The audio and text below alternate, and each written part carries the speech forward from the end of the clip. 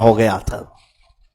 چنگیز کے زمانے میں یہ ہلاکو یا پورے اکثریت کو انہوں نے قتل کر دیا تھا، چند بچ گئے ہوں گے، جگہ جگہ لاشیں۔ اس زمانے میں وہ چنگیز کی یا ہلاکو کی بیٹی گزر رہی تھی راستے سے، اس نے ایک جگہ قرآن کے پڑھنے کی آواز سن لی، کہیں قرآن کی تلاوت ہو رہی تھی، رک گئی، اپنے خادموں سے کہا دیکھو یہاں کہیں عربی کی آواز ہے، قرآن کی آواز آ رہی۔ ڈھونڈا گیا تو دیکھا ایک عالم ربانی ہے جو چند لوگوں کو بیٹھ کر کے اس زمانے میں قرآن پڑھا رہے، جو پورا بغداد لٹ رہا ہے، قتل و غارت گری عام ہے، اور وہ قرآن پڑھا رہے۔ تو یہ خاتون جو تھی وہ ظالم بادشاہ کی بیٹی تھی، پورا اس کے باپ نے ہلاک کر دیا تھا۔ اس نے بلوایا اس عالم کو، کہا کہ اس زمانے میں بھی تم قرآن کی تلاوت کر رہے ہو؟ کہا میں ہر زمانے میں قرآن کی تلاوت کرتا ہوں، پہلے بھی کرتا تھا، اب بھی کر رہا ہوں۔ اچھا میں نے تمہارے متعلق ایک بات سنی ہے مسلمانوں کی، تمہارا عقیدہ یہی ہے نا کہ اللہ جو چاہتا ہے وہی ہوتا ہے؟ اللہ جو چاہتا ہے وہی ہوتا ہے؟ تو انہوں نے کہا بالکل میرا ایمان ہے، یہ اس کے چاہے بغیر کچھ ہوتا بھی نہیں ہے۔ اور تمہارا عقیدہ یہی ہے کہ اللہ جسے چاہتا ہے اسے پاور دیتا ہے؟ انہوں نے کہا بالکل میرا عقیدہ یہی ہے۔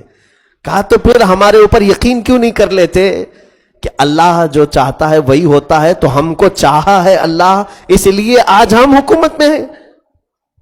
یہ آج کے چنگیز بھی یہی کہہ رہے ہیں کہ بھگوان اگر نہ چاہتا تو ہم لوگ نہیں آتے تھے۔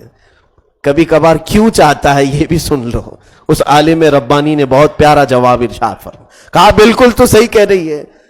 اس کو میں ایک مثال سے بتاتا ہوں، کہا بھیڑیں جو چلتی ہیں، بکریوں کا جو غول چلتا ہے، مالک ایک ہو، بھیڑیں جب راستے پر چلتی رہتی، جھنڈ کا جھنڈ جاتا رہتا ہے، لیکن جانتے ہو بھیڑیں پالنے والا جو مالک ہے وہ کتے بھی پالتا ہے، ایک دو کتے بھی اس کے ساتھ رہتے ہیں۔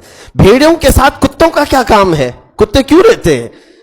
اس لیے کہ بھیڑیں جب چلتے چلتے ایک آدھ کوئی راستہ چھوڑ کے ادھر ادھر جائے تو کتا بھونکتے بھونکتے واپس اسے بھیڑوں میں شامل کر لیتا ہے۔ کتا کیا کرتا ہے؟ وہ بھونکتے ہوئے مالک چھوڑ دیتا ہے کتے کو، جاؤ وہ بھیڑ ادھر گئی، یہ بکری ادھر چلی گئی، کتا بھونکتے ہوئے ان بھیڑوں کو غول میں پھر سے شامل کر دیتا ہے اور پھر وہ راستے پر چلنے لگتی ہیں۔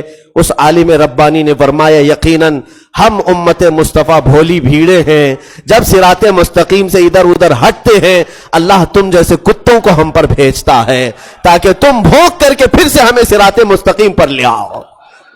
آج اسی لیے یہ تمام چیزیں ہیں میرے عزیزوں، یہ تمہیں جو آنکھ دکھا رہے ہیں یا بھونک رہے ہیں اس لیے کہ تم راستہ ہٹے ہوئے ہو، واپس آ جاؤ صراط مستقیم پر۔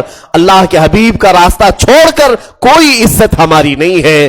ان کے جو ہم غلام تھے، خلق کے پیشوا رہے، ان سے پھرے، جہاں پھرا پھرائی کمی وقار میں۔ اس مولا نے جب یہ وعدہ کیا ہے تمہارے لیے، جس کو اقبال نے یوں کہا کہ محمد سے وفا تو نے تو ہم تیرے ہیں، یہ جہاں چیز ہے کیا لوح و قلم تیرے ہیں۔ اس راستے کو چھوڑ کر جب بھی ہٹو گے ایسے کتے آئیں گے، بھونکیں گے، اور یہ بھی ہمارے مصلحت کے لیے مولا بھیجتا ہے کہ یہ جب بھونکنا شروع کرتے ہیں تو دیکھو کتنے تو کلمہ پڑھنے لگ جاتے ہیں، کتنے تو نماز پڑھنے لگ جاتے ہیں، کتنوں کی ٹوپیاں آ جاتی ہیں، کتنوں کے ہاتھ میں تسبیح آتی ہیں۔